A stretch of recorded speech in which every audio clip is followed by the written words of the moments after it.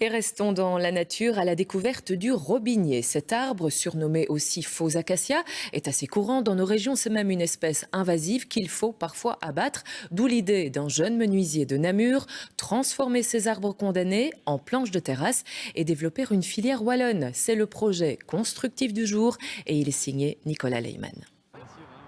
C'est un arbre que l'on trouve partout, en pleine forêt ou comme ici, le long de la E411. Voilà, ça c'est un exemple parfait de ce qu'on prend pour transformer en bois noble. C'est une espèce pionnière donc qui va pousser dès qu'il y a un endroit non entretenu par l'humain. Donc naturellement, justement, tout ce qui est des friches industrielles, les bords des routes, des voies de chemin de fer, etc. vont être des terrains où on va trouver beaucoup de robiniers. Cet arbre si répandu n'est pourtant que très peu valorisé une fois abattu. Tout au plus est-il transformé en biomasse. Or, cette ressource abondante pourrait être mieux exploitée.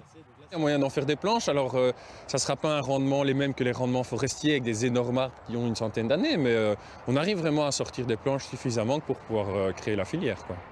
Ces robiniers, par exemple, auraient dû être détruits dans une carrière, rachetés à leurs propriétaires et transformés dans cette scierie. C'est un bois relativement intéressant dans le sens que va permettre de faire des bas de bardage, de terrasse, autrement que de prendre des bois exotiques qui viennent de bien loin. Donc l'empreinte CO2 sera nettement réduite.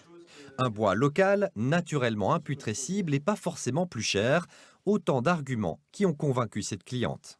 Le robinier est aussi un matériau qui est durable dans cette démarche de durabilité que nous suivons et qui a l'avantage d'être bien solide et en plus, cerise sur le gâteau, qui est local.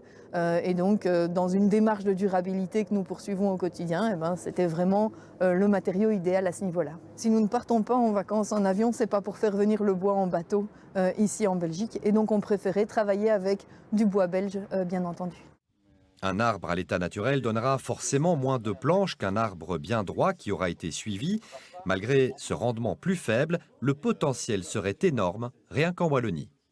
Alors il y en a beaucoup, tous ne sont pas exploitables parce que comme ils poussent à l'état sauvage, il y en a qui sont trop tordus, trop petits, etc.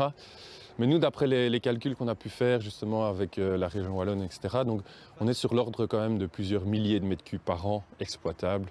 Il y a de quoi fournir pas mal de terrasses à pas mal de clients en Wallonie en tout cas. Après le robinier, d'autres essences comme le peuplier pourraient également être exploitées sur les bords de route et faire de ces déchets végétaux une ressource économique à part entière.